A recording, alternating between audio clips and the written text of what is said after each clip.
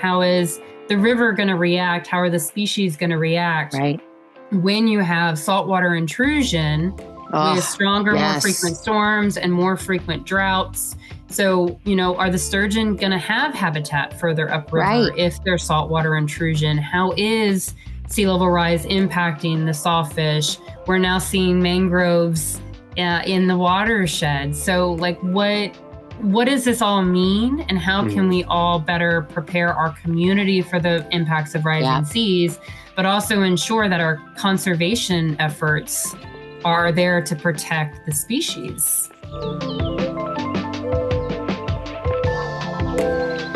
Hey, everybody. Welcome back. I am Jessica, Executive Director of Wild Cumberland. And I'm Devin, a Wild Cumberland volunteer. We really appreciate you being here. We like to use these special podcast episodes to dig deeper into topics related to the seashore and, most importantly, its wilderness. In this episode, we're honored to speak with Emily Floore, the Executive Director of St. Mary's Riverkeeper, where we'll discuss the significance of the St. Mary's River and its vital role in sustaining its surrounding ecosystems. Additionally, we'll explore how the river contributes to critical research on the population dynamics of a 100 million year old endangered species. Wild Cumberland is staffed entirely by volunteers. We say that a lot, often in passing, but we want to make sure our listeners understand what that really means. Our team members donate their time, effort, and talents to help ensure that Cumberland Island and its wilderness remain protected. Every volunteer can find a place with us. We invite you to sign up to staff Wild Cumberland events, contribute to the organization's social media, assist in grant writing, and much more. Join us at wildcumberland.org and help make a difference for the next generation. Emily previously served as the Director of Education for St. John's Riverkeeper in Jacksonville, Florida. She is a graduate of the University of North Florida and the College of Charleston, where she studied coastal biology and political science, respectively.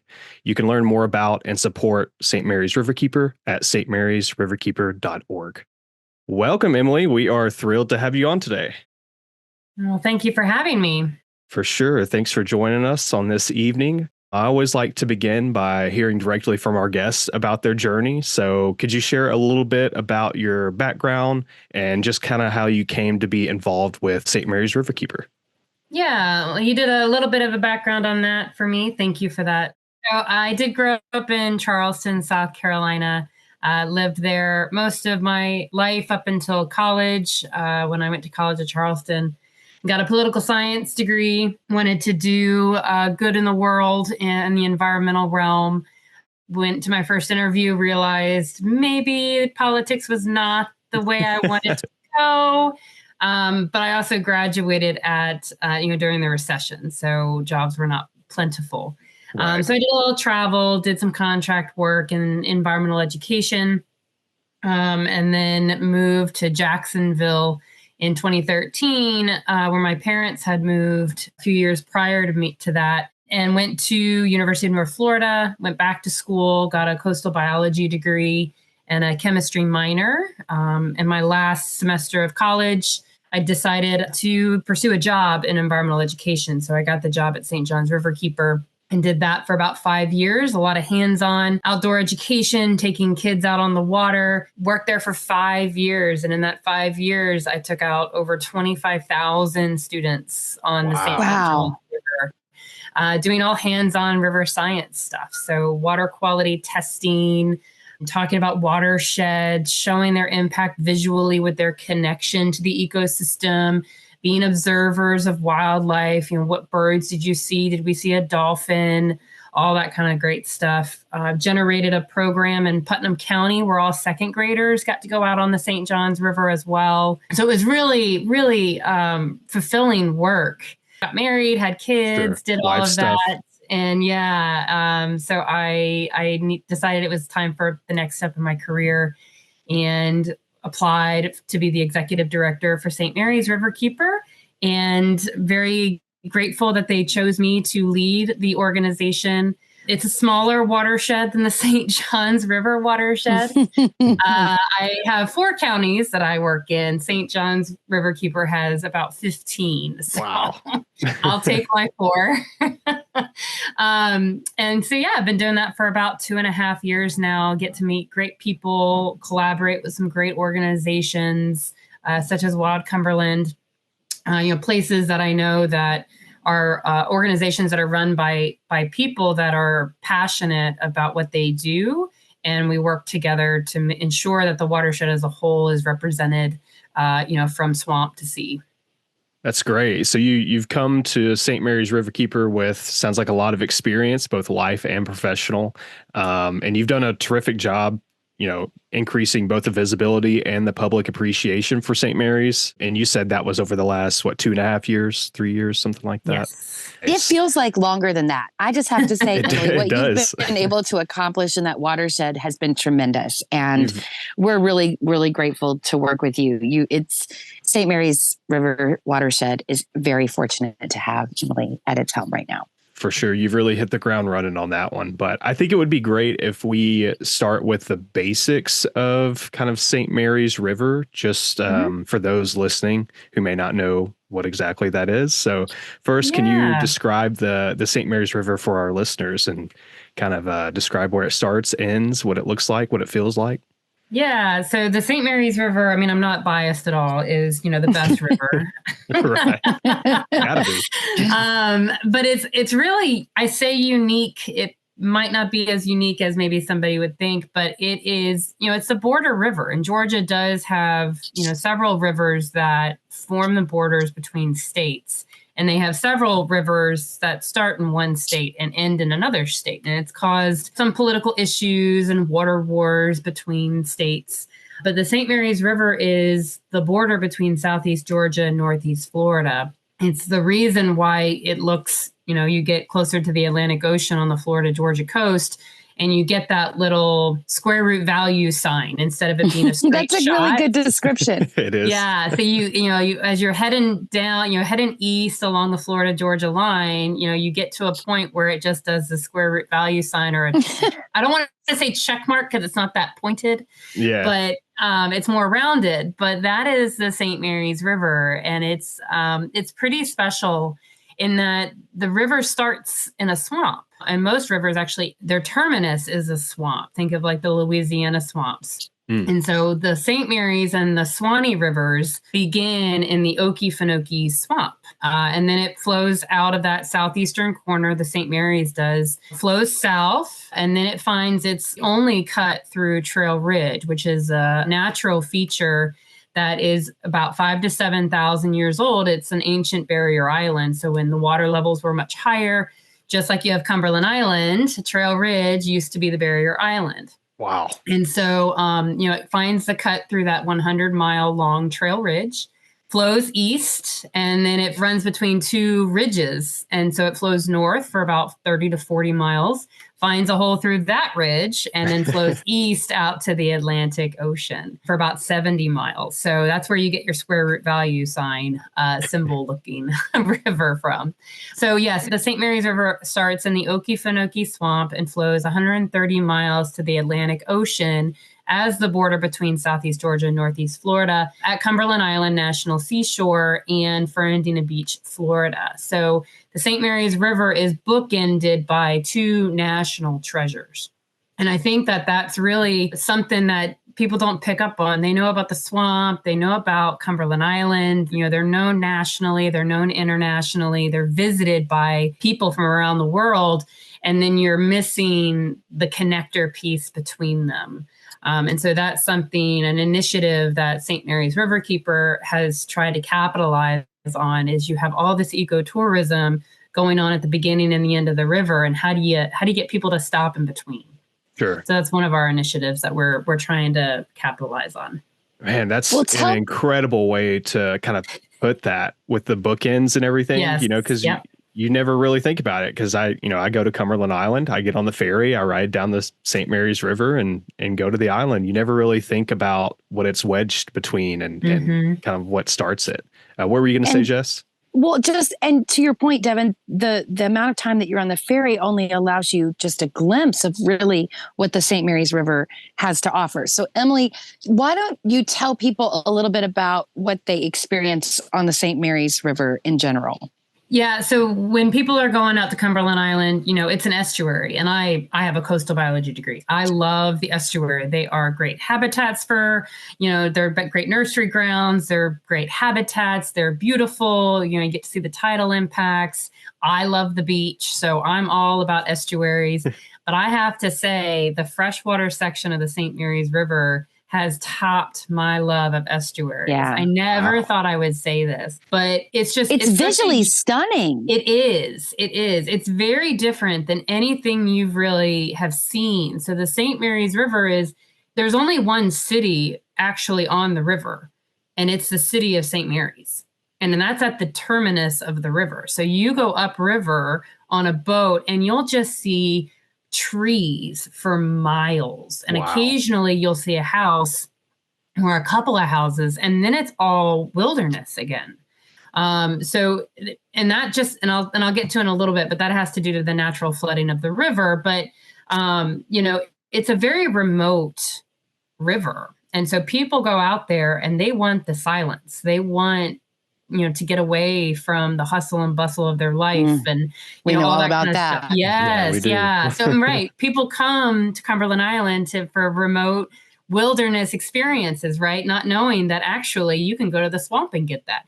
You can go on the St. Mary's River and get that as well. It's this black water, and the sand can gleam so white. It's just, it flies in the face, I think, of what many people, especially those who are perhaps most familiar with rivers further north in Georgia, might expect from a river. I mean, I don't know. The Chattahoochee, right, is very different than the St. Mary's.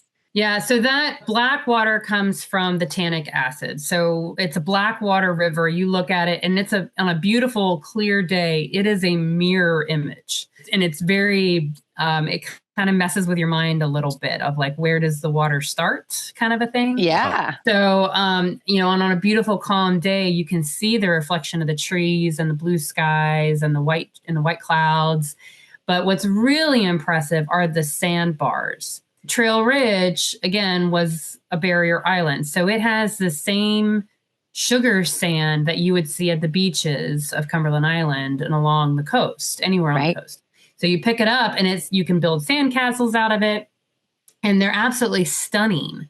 And those are, they're on people's private properties because, again, there's not a lot of development. People own large tracts of land on the St. Mary's.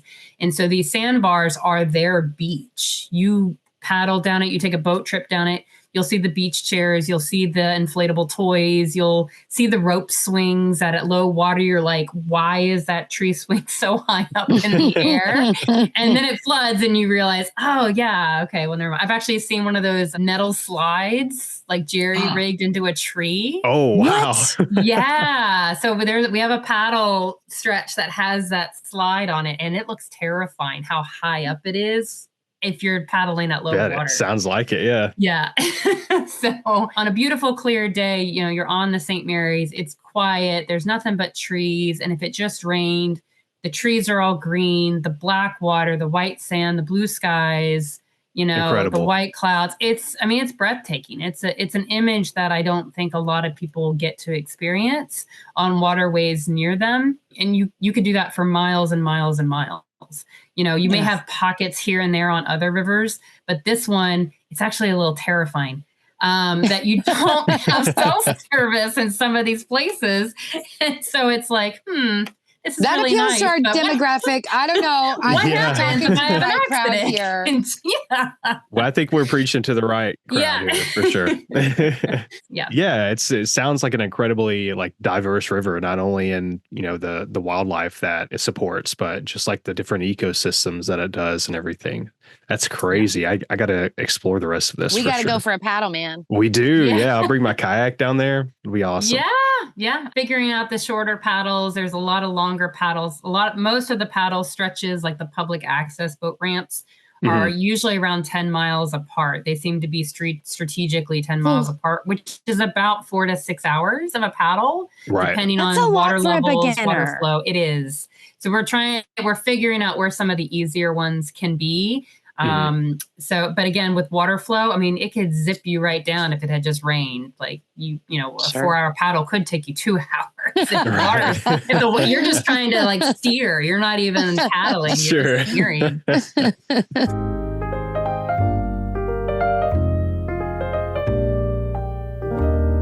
Well, Emily, tell us a little bit about what a Riverkeeper does, right? Like, what does your day-to-day job look like? Because I don't know if many people really understand what you do every day. This is going to sound really ignorant, but Devin, I had never even heard like the job or the occupation or the volunteer work of Riverkeeper before I like moved to Atlanta and kind of got involved with Wild Cumberland and everything. Cause that's where I grew up. That just wasn't a thing that you normally hear, so I'm really interested to know what that means to you. Yeah. So river keepers, water keepers, lake keepers, creek keepers, we're all under the umbrella organization of Waterkeeper Alliance. They're like our mothership. And so, they give us directives, what a river keeper should do, but we all have the freedom to keep our rivers in the best way that fits our community, in our river. So not every river has the same issues facing it. We're all different sizes of watersheds. So we have the freedom to do what we need to do based on the needs of the community and the river. So, and we're all nonprofits. We're 501c3s, membership-based, donation-based organization. We have fundraisers, which are super fun. And, I can testify. Yeah. We know all about those fundraisers. We do. Yeah. Y'all had a successful one recently. So ours is coming up in October, and it's a low country boil on the banks of a tributary of the St. Mary's on the Florida side. A lot of fun, good times, silent auction raffle, all that kind of good stuff. We do cleanups. I think that's probably what river keepers are most known for, are doing river cleanup, organizing river cleanups. So we have our big St. Mary's River cleanup, which is watershed wide, 1 day, 2 hours. We pick up over 8 tons of trash around the watershed in 1 day. Yeah, with over 400 volunteers helping. So that's our most impactful cleanup. We have smaller ones that are more focused on a site that needs it throughout the year. That's our big one. When need be, we'll do litigation. St. Mary's Riverkeeper we're a young Riverkeeper. We're only about 7 or 8 years old. So we've never participated in litigation before. However, there are Riverkeepers that have their own lawyers. So, that's what they do. But we have that potential if we need it to be. But we'll review permits for discharges into our waterways, making sure that the Clean Water Act is being utilized correctly. We hold polluters accountable. So if someone's polluting the river, we hold their feet to the fire. We can challenge permits, those kinds of things. So we're when I used to do education with kids, I would always say, we're keepers of the river. You can also think of us like we're the Lorax. So we're the voice for our river instead of being the voice for the trees. So, and that, I think that resonates with a lot more people to understand, it's a complicated job. So to be able to put it in one sentence that people can relate to, I think that's probably the best way to say it, is that we're the Lorax for our rivers.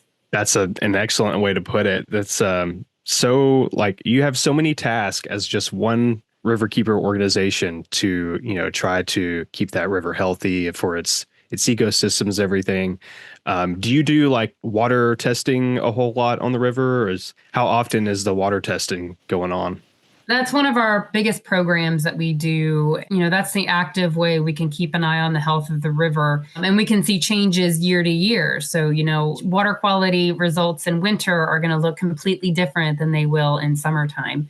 So we have, an army of citizen scientists that are volunteers in the community that want to engage and monitor the river. And so we have over 50 sample sites throughout the watershed that we regularly sample like monthly. Yeah. So they go out and that is their task once a month, is to go out and do that. Some of them go out on their boats. Some of them go to boat docks because that's where people are fishing and swimming. So we want to make sure that people are in healthy water. And then some just go to any kind of tributary that there is known to be a lot of septic tanks in the area. So making sure that there aren't leaking septic tanks. When we have the capacity, we'll go out after a storm and do certain sampling that is requested of us by the counties because the state may not be able to get to it as fast. We're a 2-state river. So Florida is heavily impacted. There's a lot bigger river systems than the St. Mary's, the same in Georgia. So, they can ask for our help. And we're happy to go out and help them investigate the water quality of a certain area if that's required. So that's one of our biggest programs. We're trying to reevaluate it, trying to make it more user-friendly on our website. You can see all of our water sample data on our website under our water quality tab. And so we're trying to keep up with the GIS times to be able to. It's so hard. It's Let's so be real. much. As nonprofits, especially, come on. This is okay. That's a separate discussion. But yes. So we're trying to keep up with that. But thankfully, we have some amazing volunteers. I mean, I'm a one-woman show with an amazing board. We lean on our volunteers for their expertise. We can only all do so much, but thankfully we have friends and engaged people that want to lend their services and their expertise. So we do have a group of people working on trying to get that going. And it's trying to figure out, what's our vision for it, not what somebody else has done. Maybe use it as an example, but how does it best fit us? So that's, a water quality. I love that you're approaching that with such intention. Yeah. Yeah. Well, we want to make it our own. I mean, whatever works for somebody else may not work for us, or it might. And we just have to find that in our own way. Sure. Yeah. But every site really is different, and the community uses and depends on the water differently. And so I think it's really important. Yeah, that's great. Shout out to your army of volunteers, as you put it. That's like seriously. That really painted a picture when you said army volunteers. I was like, wow, there's a lot of people that care about this river. I'm really glad to hear it. And it's a powerful program. So we've, the St. Mary's Riverkeeper has been a part of a group of varying organizations, state, federal, local organizations that have actually utilized the Clean Water Act and our water testing program to clean up failing septic tanks. So we've utilized the Clean Water Act successfully through their 319 program, which is one of the amendments of the Clean Water Act from the 1980s that provided federal funding for states to get federal money to remediate failing septic tanks and improve the health of waterways. And so we're actually on our second 319 grant now. The first one was so successful. It was on Horsepin Creek in Camden County, where we were water testing. And just to give you guys an idea, EPA standards for E. coli, the bacteria that they pull the lettuce off the shelves for because it's bad. If it's ingested, it comes from poop. And so the water was so contaminated in this creek that EPA standards say that anything above 600 colony forming units, CFUs, per 100 milliliters of water, you shouldn't even look at the water at over 600. Wow. We were testing it. It was at 4,000. Oh my gosh. So out of this world. It was horrible. And Emily. it was so bad. Let me just tell you this. You go into the community. I mean, this is the utmost example of environmental injustice, right? So it was a poor community, low education. Every summer, it became normalized that kids would get the quote unquote summer ick from swimming in the St. Mary's River in this area. Wow. And it was because of E. coli contamination. And so the kids were getting sick. They get home and they, it's like, they just got the summer ick. They were swimming in poop. Gross. So oh my gosh. Within the first few septic tanks being pumped out by the county, and being changed out. They were getting brand new, like the citizens were getting brand new septic tanks nearly free of charge. You know, these are $15,000 to $20,000 free septic tank, free new drainage field. The drainage fields were moved on not the riverside of the house, which is where they were all put in because nobody wanted the drainage fields in their front yards. And so now, because of rising waters, everything had to be moved to the front of the house. And so they got all brand new everything for almost free of charge, you know, for the levels probably dropped immediately. Yeah. By the end of the project, 92% reduction of fecal coliform in the Incredible. What? Like, congratulations. Premium example of Clean Water Act success, right? Like that's what could happen. And that was Georgia State, that was our local river management committee. That was the health department, Camden County, was pivotal in that. Everyone. So, and the whole team just got recently recognized by Georgia Water Coalition for their Clean 13 award because of that. So that was really great. And because of that success, almost the same team replaced the County Department of Health and the county with a different county. Watershed is now doing that now in Charlton County, which is just west. So we're rinsing and repeating. Yep. That's great news. I just want to be clear. We're going to have you back. We're going to do this more regularly. But I want, before we run out of patience from our listeners, to talk a little bit about the sturgeon, because this is so exciting to me. Yeah. So the sturgeon's been fun. I will just say that. This is a really cool thing. Like I kind of nerd out here a little bit. Like I've got 4 kids and some of them really like certain types of animals. And so I know that sturgeon are among the most primitive bony fishes, right? They go back 120 million years or something ridiculous. And they have these bony plates, right? Which not every type of fish has. And along their back, they're really weird looking. So everybody go Google right now, the Atlantic sturgeon. If you haven't seen it while you're listening, go take a look. On the underside of its snout, they have no teeth, right? They sort of suck food off the bottom, and they're actually being researched in the St. Mary's River. They're pretty gnarly. They're protected by the Endangered Species Act. There are stories about these animals that fascinate me jumping out of the water. They've been a source of caviar. This fish just, they blow my mind. So Emily, can you tell us and bring us up to date on what type of research is going on related to this species in the watershed and how we should think about it, I guess? Yeah. So the sturgeon was a new one to me. So I actually didn't know the St. Mary's River had sturgeon when I started the job. And I got a picture from a friend of mine that works for Fish and Wildlife Conservation, which is it's like Georgia DNR, but in Florida. And so she sent me a picture, and she's holding up this tiny little weird looking dinosaur fish. And she's like, look what we caught in your river. And I was like, how do I get on that boat?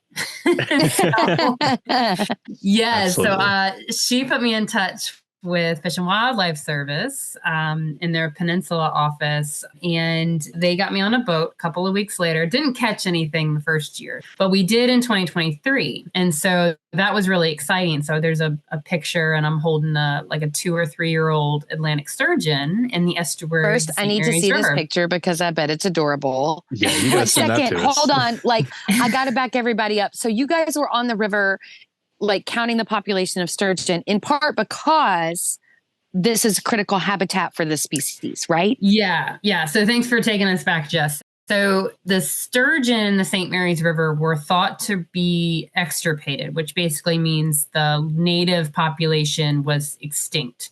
So sturgeon, like sea turtles, are home spawners. So they go back to the same river that they were born in order to spawn. So this is really important to understand, I think. Yeah, for sure. Yeah, so that is really important information. And for the Atlantic sturgeon, the St. Mary's River is the second southernmost river that they have been known to spawn in. The St. John's is the southernmost, but they haven't been caught there in decades. This animal, so when we say they go to the river to spawn, I want to be sure we clarify for our listeners. These animals are born in the river, they go out to the ocean and they live their lives and they return to the river where they were born in order to reproduce. And that is the only way the cycle completes itself. Correct. Okay. And they are listed as an endangered species. Yes. So they were listed as the Atlantic sturgeon were listed as endangered under the Endangered Species Act in 2012. Now, all 5 subspecies of sturgeon are listed as endangered. So there's short nose, there's white sturgeon, there's Gulf sturgeon. There are some other ones, but those are the top 3 that I can think of off the top of my head. Good job. So thank you. I got 4 of the 5. I'll think of the thank you. The school's starting. I think that's solid. So all 5 subspecies are listed as critically endangered. And so they all have habitat ranges. Where do they go to just hang out? Where do they like to feed? Are they just, loitering in a river? Are they just visiting? Are they actually spawning there? So they have ranges, just like all migratory, species do. But they are anadromous. So they live most of their lives out in the ocean. And then they move into fresh water in order to spawn. And they're very late spawners. So they're very late to mature. So females, they may not reach maturity until 10 to 20 years old. So and then they, not that different from our sea turtles. Well, how long did they live? What's their lifespan? Hundreds of years. Wow. These animals live for hundreds of years. Yeah. So they can live up to about 100 years old. They're very dinosaur looking fish, but they, as Jess had mentioned, they were hunted for their meat. They were hunted for their caviar. And then of course, habitat degradation with development along waterways, water withdrawals, water quality issues, it's really reduced their population. So now they are critically endangered. But there are conservation efforts to help bring them back to better understand them. But in the St. Mary's River did not become critical habitat for the Atlantic sturgeon until 2017. So we didn't know that the St. Mary's still had a native population until a juvenile, which is a 1-year-old, was caught in 2014 by University of Georgia researchers. When a sturgeon is 1, it's not old enough to have left the river yet.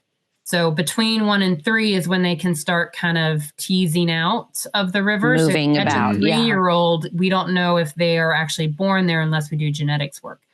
But in 2014, UGA caught a 1-year-old. And that showed that there's evidence that sturgeon are still spawning in the St. Mary's River. And so that started a very exciting formation of a committee of the Sturgeon Recovery Committee, which involved federal agencies, state agencies, locals, NGOs. And they got together and they wanted to study the St. Mary's River because they didn't think, they were sampling every 3 years trying to find, just to say, hey, yeah, we're still not finding them. Hey, yeah, we're still not finding them. Oh my gosh, we caught a 1-year-old. Think about how citizen science could be deployed in some of these ways in such an incredible... wow. Jess's mind That's is spinning right now. I can tell. Well, how many Atlantic sturgeon depend on the St. Mary's River? We don't know. And are they doing annual surveys now, or now that critical habitat has been designated, are they doing annual surveys? Yes. So since 2014, when they caught the 1-year-old, Fish and Wildlife Service has gone out every spring for 6 to 8 weeks to do, and they go out about 4 days a week and they sample and they put nets in the water and they pull them up. And they have to reach the bottom, right? Because these are benthic feeders. Like these guys are at the bottom of the How deep are we talking? Which is why dredging makes... Okay, I got to slow down. Sorry, Devin, go ahead. Sorry, I was just wondering how deep it was, just for context. So they're going to find the deepest holes because it's the coldest water. So the depth can be, if we go out at slack tide, at low tide, it could be 4 or 5 feet down. If it's high tide, slack tide, it could be 15 to 20 feet deep down. Okay. So so we're Fish and Wildlife Service. I say we. When I say we, I mean the committee that is now doing all this research. They go out and they, again, sometimes twice a day, and they'll put 3 or 4 nets in the water. And depending on how much catch they get, and by catch, I mean bycatch. It's mostly bycatch. Gar, blue crabs, catfish. They've caught a bull shark before. On average, every year they'll catch maybe 2 to 4 sturgeon. So in 6 to 8 weeks, you're really only going to get 4 Atlantic sturgeon. So it's not a great ROI, but it's so critical for the work. So in 2014, they started doing that, and Fish and Wildlife Service has been going out every year for 10 years to do the sampling. And we do not know the population size. So no, because when you catch it, if you catch a 3-year-old, they could have come from South Carolina. Yeah. It could be a South Carolina native fish. You don't know. So that's what the importance of doing genetics work is, taking a fin clip, running the genetics, because then it'll help build a database of understanding, okay, well, we know the genetics of this river for this fish. Does it match that one? Is it from that river? If it doesn't, you compare it to other rivers. But Georgia does not prioritize sturgeon. So South Carolina, they have their own sturgeon experts under the South Carolina DNR. They go out all year round sampling in all of the rivers of South Carolina because they have 2 dedicated people, paid sturgeon experts to go out and do it. Georgia does not do that. They use the UGA professor and his team to do it, which is great, but they're students. So they have classes and they can't go out every single year. So, they're available during the summertime when the water temperatures are too hot for them to be sampling. They have to stop sampling when water temperatures get to 82 degrees because they don't want to kill a fish. Okay, so stop there. I got questions, Emily. This may go over your 45 minutes. Temperature? I know. I'm sorry, listeners. But what is the average temperature of the St. Mary's River? I don't know that answer, but I know that this year is kind of a weird year because it's a La Nina. Well, for everybody.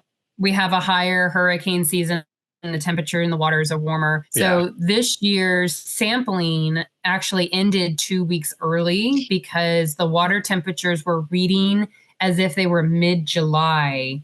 So how is that affecting the population? These animals are obviously very sensitive to water temperature. They are probably going to be sensitive to like dissolved oxygen, right? Yes. Which, can you explain what that means to us non-scientific people? Yeah. So temperature and dissolved oxygen have an inverse relationship. So when temperature goes up, dissolved oxygen actually decreases. So warmer waters. Well, dissolved oxygen is like oxygen when it's mixed with water, right? Like what the fish use. Yes. Yes. Okay. So they pass the dissolved oxygen over their gills. That's what they're getting. And you can get oxygen in many different ways. It's the plants in the water, obviously photosynthesizing. You have phytoplankton also in that mix.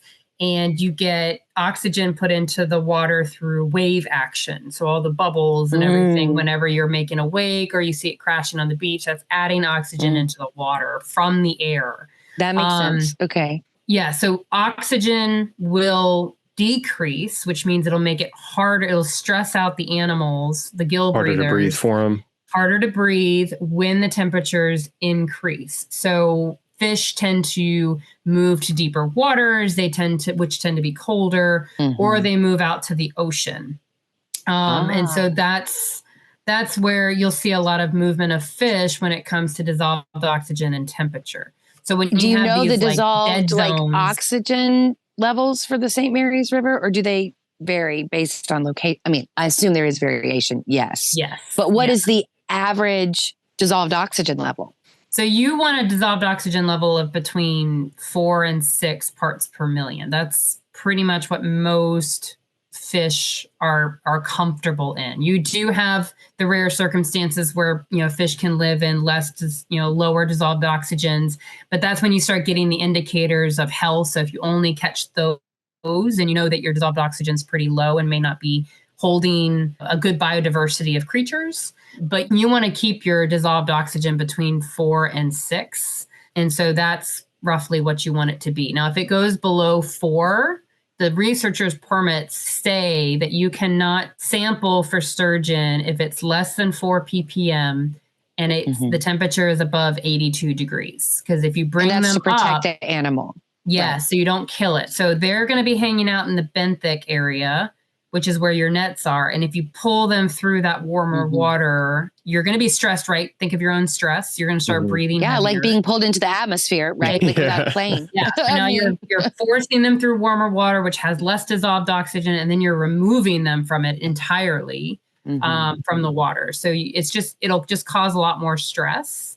They don't move a lot when temperatures get out of whack for them. So, they're just not allowed to. So they always take water quality measurements before they. So do they have to change the timing of their sampling in order to accommodate for increasing water temperatures? I would imagine they probably have to back that up every year. Yeah. So much. What's happening? Yeah. So this year was kind of weird because it is a La Nina year. The beaches feel great to my kids right now, but not so much to sturgeon. Now that there's a lot of energy in studying the St. Mary's River, in 2023, St. Mary's Riverkeeper reconvened the Sturgeon Study Committee, which formed in 2014 to answer the questions that everybody has. How many are there? Where are they spawning, and when do they spawn? Because were all these people named Jessica? Because she's asked every one of those questions. But those are the obvious questions, right? Yeah, for sure. Those were the first questions I asked on the boat when they first took me out was like, okay, well, how many? They're like, we don't know. Wow. Great. Yeah. So when do they spawn? We don't know. Where do they? And you've been doing this since 2014? Yeah. So, the committee eventually dissolved. Yeah. And so, things had happened. People leave their positions, move, whatever, and you lose that central focal person, and it can kind of fall away. Yeah. So that happened to the committee. However, Fish and Wildlife Service kept going with their sampling, so they didn't stop. There was just no one to really utilize the data. It was all getting reported to UGA, but that was really all that was being done with it. So in 2023, St. Mary's Riverkeeper reconvened a lot of those organizations because I got tired of being told we don't know. And I was like, well, I need answers. Now fast forward to 2024, and we now have a bathymetry survey of the St. Mary's River. So they've mapped the bottom of the St. Mary's River to try to find where these potential spawning grounds are. That hasn't happened in the St. Mary's River. And I don't know if that's happened in any part of Georgia. I know it's happened for the Gulf sturgeon, but maybe not for Georgia. So Fish and Wildlife Service has invested time to do a side sonar survey. And so they literally are just sonaring, putting a sonar in the water and getting an image of what the bottom looks like to try to find these hard bottom substrates like outcroppings of limestone on where sturgeon will lay their eggs because they're sticky. The Fish and Wildlife Service researcher, he says they look like sticky couscous. Like if you think of the pearl couscous. Yeah. Like that's what they look like. Like that's how small they are. And they're enveloped in like be able to eat couscous again. I know. But if you think of caviar, right? Like caviar has those small little eggs. Right. And so the stickiness holds on to the limestone. And they have to have it because rivers, flow really fast. So we now have that for over 100 river kilometers of the St. Mary's River. And then in mid-July, those same researchers came out and they went scuba diving in the St. Mary's River to get a visual of what it actually looks like. Because the sonar, it could be, we don't have cobble in the St. Mary's, but other tributaries or other waterways do. And so, is it cobble? Is it limestone? Is it sandstone? Can I ask a dumb question? Is that sonar, is that mapping applicable and available as it relates to other species and conservation efforts in the river and along the waterway? Yes. So an interesting point that has come up. So a lot of the research that is happening, not just the survey, yes, that data will be available. There is another professor that I'm told through UGA who does macroinvertebrates in waterways. Yeah. He wants to know. He wants How that exciting. Yeah. But I mean, everybody should want this information. I mean, because we're interconnected, right? Like that's the whole point, right? None of these systems, none of these species is living in isolation in the way that we try to imagine that they do. I mean, everything is interdependent on each other. So I really am interested to see how the initiatives you've spearheaded or brought back to life, I guess I should say, for your watershed translate to benefits for even more species than just the sturgeon and even more ecosystems. Wow, that's you have a lot to be proud of, Emily. This is so amazing. Yeah, and absolutely. like I feel like this should be like a monthly session at this point. I mean, you've got so much going on. I mean, it's a lot. Yes. I mean, because there's more research. Like Georgia EPD is investing in some survey work and some measurements. The Army Corps has done their own outside of the city of St. Mary's to help round it all out. Well, and there was this weird thing in July, right? A sawfish or something? Yeah, I was reading about that. That was back in So tell us about July. this, please. Yeah, so coincidentally enough, that catch was the same week that I was out with Fish and Wildlife Service, UGA, and our film producer to film and to do the ground truthing, which is the diving into the river to visually see what the substrates look like. So it's interesting that a lot happened that middle week of July in the St. Mary's.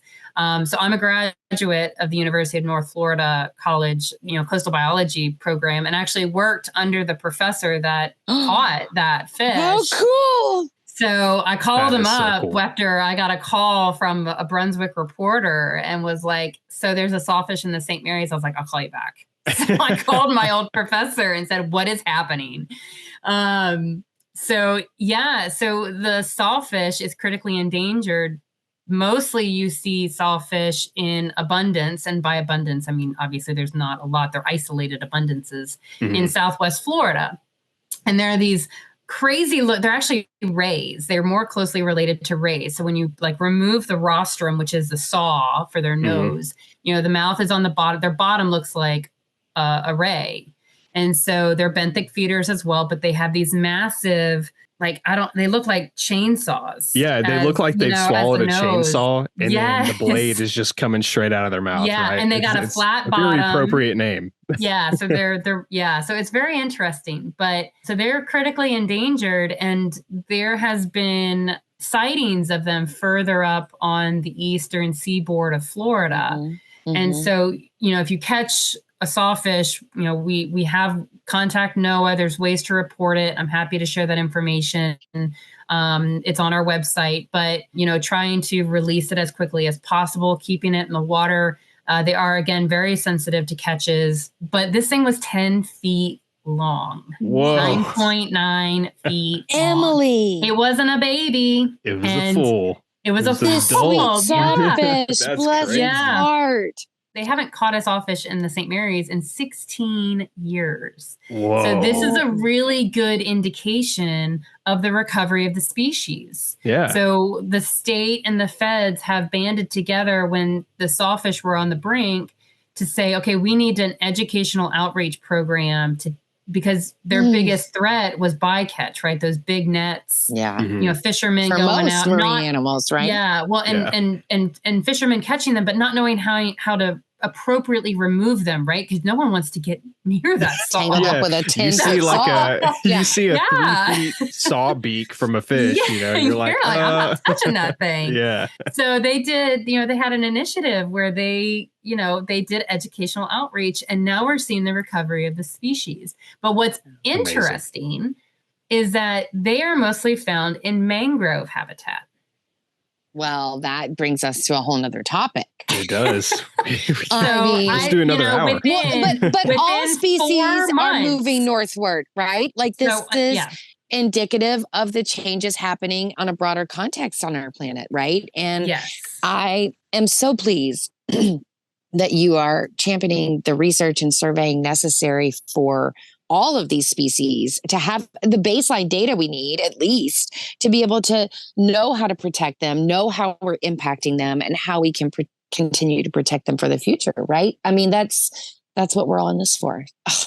Yeah. Emily, you're awesome. And just to that point, because I think it is important that a lot of the research that the Sturgeon Study Committee is doing is very applicable to a lot of this other stuff. How is climate change going to be affecting the St. Mary's River, the communities? I mean, we get a Hurricane Debbie that just came through, and the river is still at major flood stage. We also get extreme droughts. And so, how is the river going to react? How are the species going to react? Right. When you have saltwater intrusion with stronger, more frequent storms and more frequent droughts. So, are the sturgeon going to have habitat further upriver if there's saltwater intrusion? How is sea level rise impacting the sawfish? We're now seeing mangroves in the watershed. So, what does this all mean, and how can we all better prepare our community for the impacts of rising seas, but also ensure that our conservation efforts are there to protect the species? Right. All of these efforts that are kind of happening at the same time for you now, and especially on the St. Mary's River.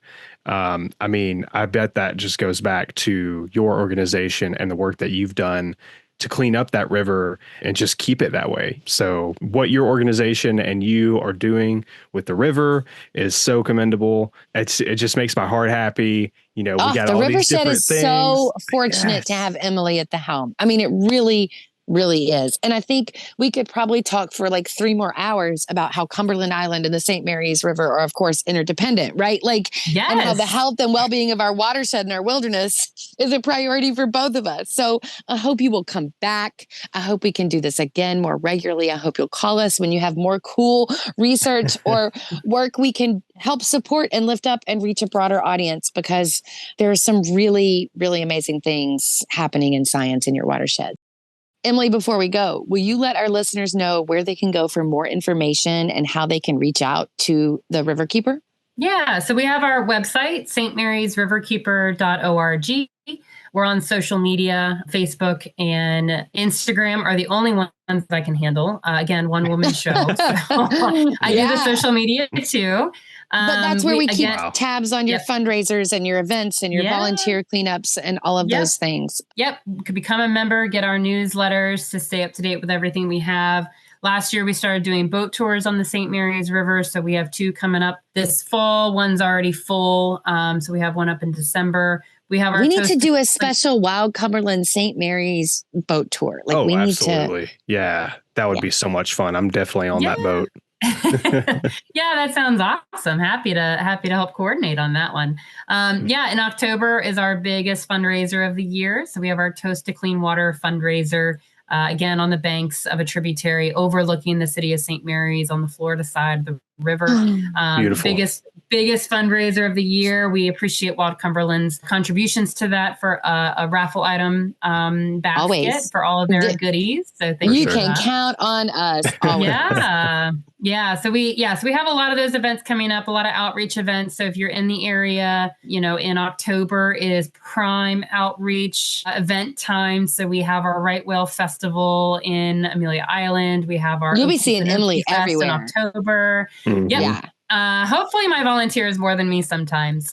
Because they really do. I mean, you guys know, y'all are volunteers. So, I mean, people don't always want to see me. They want to see how other people can engage. They want to know how they can engage with the organization and where they can best fit in. So talking to me is great, but them talking to another volunteer about their experience, I think that speaks louder than me. So we have lots going on, and we have a lot of issues in our watershed that are facing us. But again, that's for another time, I'm sure, Jess. We're having you back. I'm putting you on the calendar. Absolutely. I'm so grateful. But I do want to make sure this becoming multiple part episodes with you, because there's just so much to talk about. I mean, we already in this episode, we've already covered we're neighbors. A lot, that's why. Hello. Yeah. I mean, that's what neighbors have to talk, right? We have to work together and collaborate. So I hope you come back with us, Emily. It was a great conversation. Appreciate you being on with us. And before we go, I do want to make sure the members of the public are aware. If you do encounter any stranded, injured, or dead sturgeons, it's important to report them to NOAA.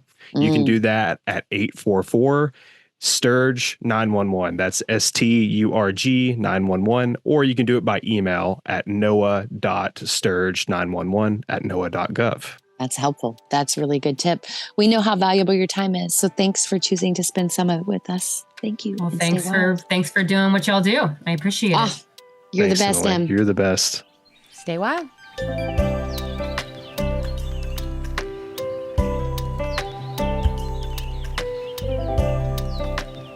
Wild Cumberland is a 501c3 nonprofit organization, and all donations are tax deductible. Learn more and take action at wildcumberland.org. The Wild Cumberland Podcast is produced by Vertical River, and this episode was edited by Greg Cuson.